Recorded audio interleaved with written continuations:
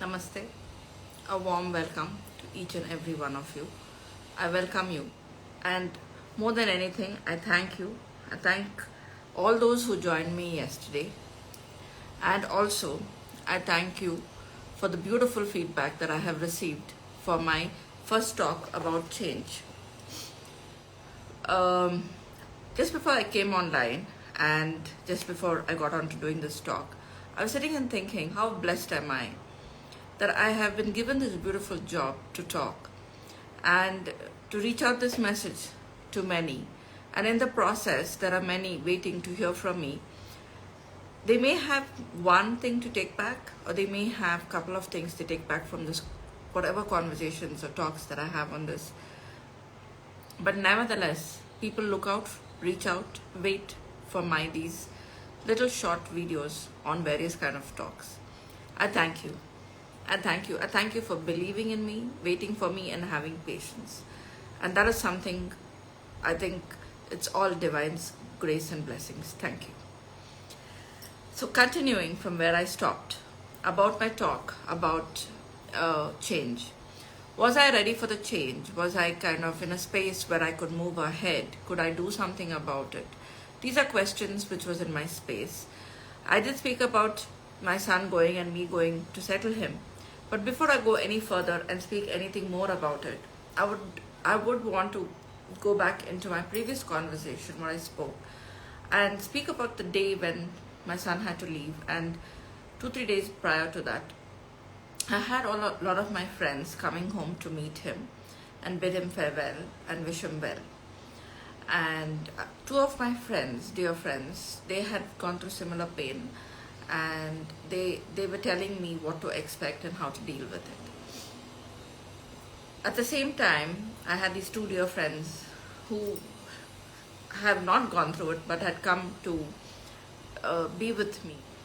And my son reached out to one of them, put his hand on her hand and said that, can you come and be with my mom the night I leave? And if possible, stay with her for a couple of days. Because I know her, and she puts a brave front and she acts like she's okay. But I know she's already breaking, and she's breaking into pieces. That brought tears not only to me. I just stood up and I walked away because I did not want to show, those words itself brought tears into my eyes, but it brought tears even to both my friends' eyes. They both looked at each other, and then they discussed. So the evening when the day came when he had to leave, there was a lot of tears and a lot of crying, and it was bound to happen. My husband was emotional, my elder son was emotional, and each one of us were dealing it within our own way. And he came into my room for something and he hugged me, and I said, you really have an option of not going and doing something else. And he said, no, I want to do it. And when we were going to the airport, he again told my friends, please take care of my mom. She's really in pieces and she's aching. He thought about himself. He didn't think about what he was going through. He was just worried about how I was dealing with it and what I was going to do with it. And that really, really hurt me more. And I remember telling him, don't worry about me. I have everyone with me, but you are walking onto a path. So you need all the support and love, not me. So we went to the airport to drop him. They were all with me. And we went, dropped him, and it was very, very emotional and painful. I'm sorry. I'm sure there are many parents who've gone through this, who's going to watch this video and say, yeah, we did go through it. And some may just shrug their shoulders saying it's part of life. Some may say, I resonate with you and we did go through this pain. And some who are yet to go through it will be like, okay, so no matter how prepared we are, we have to go through the pain. No matter what it is. Anyway, now coming to the point, we dropped him, we got home. It was very emotional and painful. We sat with our friends. Our friends had chosen to stay with me, and they spent the night at my place. We had dinner. It was close to 2 by the time I got to bed. I couldn't sleep.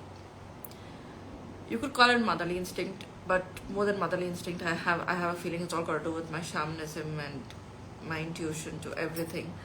I knew when my son's flight took off, and I knew when he left the Indian airspace. Yeah, but I do have my elder boy telling me that you can distract the flight and you know it. I'm not talking about that. I'm just talking about the motherly gut instinct. And that made me cry more because I knew my son had left the country. And yes, he reached and he settled down. My friends were with me. Next day, they all headed back home. And obviously, reality strikes when everyone leaves and you're back by yourself. You wonder what to do, and how to go about it. It becomes that much more painful. You try to see and try to understand what is it you're going to do with it and how you're going to deal with it. One of my dear friend was very kind and she took me out for lunch.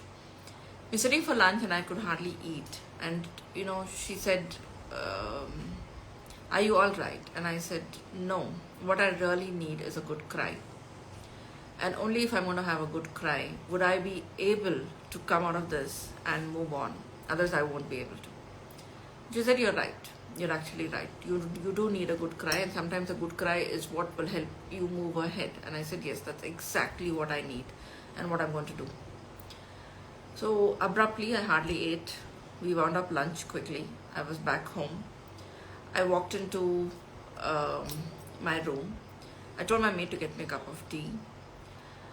Walking into my house, it was like someone took a punching glove or taking something and just punched into my solar plexus. I just gasped for breath. I was feeling very difficult. It was suffocating. I came into my room, I shut the door, and I just fell onto the ground weeping. And I was sobbing like there was no tomorrow. I must have been in that state for about 10 minutes. I think my maid must have come up to the room because she heard me cry, but she just left my tea outside the door and she left.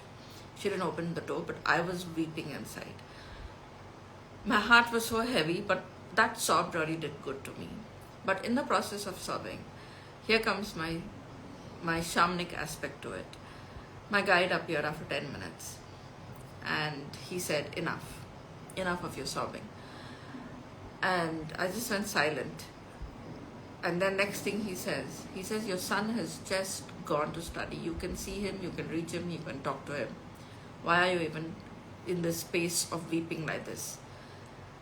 And I said, I want my son back. I can't do this. I can't live without him. And I respect what you say, and I followed your things, and it's part of the universe and everything. I understand. I know you want to point out the finger that I'm a shaman, but I'm a mother too. I can't do this. I need my child back. And he said, what about those mothers who've lost their child, never to get them back, for whatever reason? And my tears just stopped. It was just that one sentence of his which made me stop the tears. And I looked blank. And now for those of you who wonder, who am I having a conversation with? Am I hallucinating? Am I in a space where I'm imagining? Being a shaman, I'm in a constant conversation with my guides, my angels. So I was talking to my guides. So it was a proper conversation. I was not hallucinating or having any kind of, I thought was I on any kind of medication where I was imagining having imaginary friends. So in the process of my conversation, I calmed down and he said, you need a closure. Go into his room and start cleaning his space. I said, no, I can't enter his room. He said, you have to do it. I'm with you. As then I looked at him like a small child. It's like when a toddler is throwing a tantrum and you have a father coming up being very strict saying, this is the way and there's no other way out for you. So that's how I felt. Then I asked him if I could finish my cup of tea and then go into the room. He said, okay, I wait for you in his room. You're coming. I sat with my cup of tea and tears were still there, but the sobbing left me because every time there was a sob which was escaping from me, from my, like in my voice. There was one sob that came out. I would immediately have the vision of my guide telling me, what about those mothers? And I told myself, I said, no, I'm being selfish. God, he's gone to live his dream and I have to let him be. So I have to make peace that much more quickly. And having said that, I finished my cup of tea and I went into his room. I was in his room for about 2 hours cleaning, and I really did a lot of cleaning. When I started, the tears were just flowing non-stop. My guide was with me, and he was like, continuously talking to me, saying, put this away, keep this there, do this, do that. You can keep it this way, you could do that.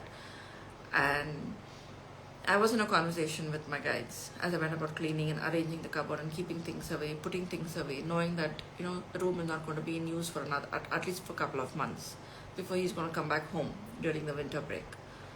So keeping that in mind, I went about cleaning the room, putting things away, doing everything, whatever had to be done. The entire process brought so much of peace and comfort for me, I cannot explain it. The mothers who've done it would know what I'm talking about.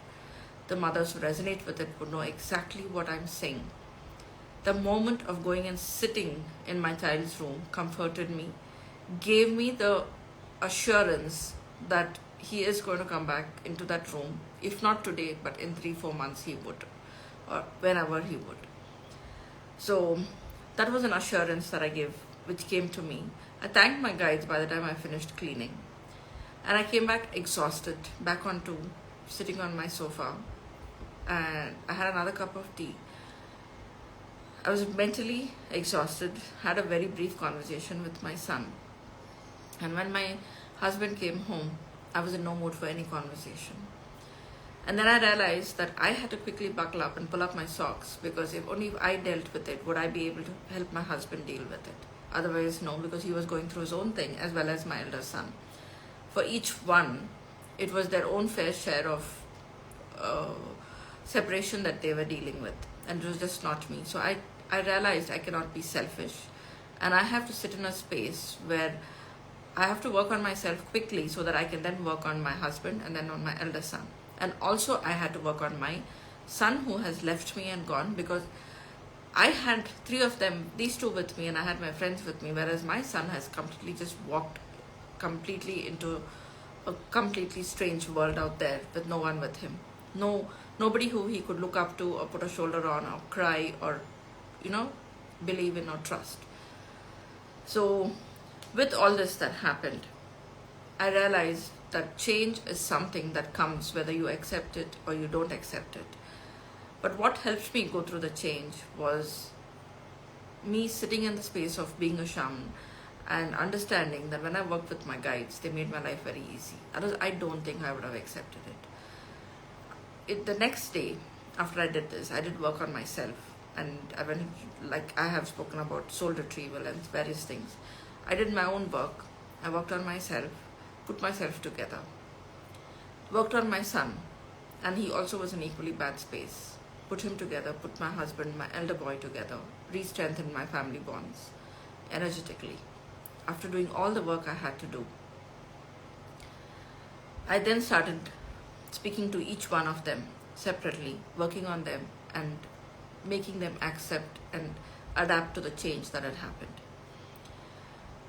My elder boy would often tell me that you're forgetting that, you have one more child sitting at home. And I would laugh when he would say that. But he used to say it just to kind of bring in humor and to bring that smile onto my face. He missed his brother dearly, and working on each one, I realized how difficult it was. So the reason I came back from wherever I left yesterday, back into speaking a little more, I was nudged by my guides to bring this entire situation and speak about it. To say that when change comes, it becomes difficult, and no matter how strong you are often coming back into a space where you want to deal with it, and each one deal with it differently. So change can come from various things. Change can come just from a simple, maybe just from a simple aspect of, separation. It could be a change of home, change of job. change could come because of death. There's a lot of changes that come.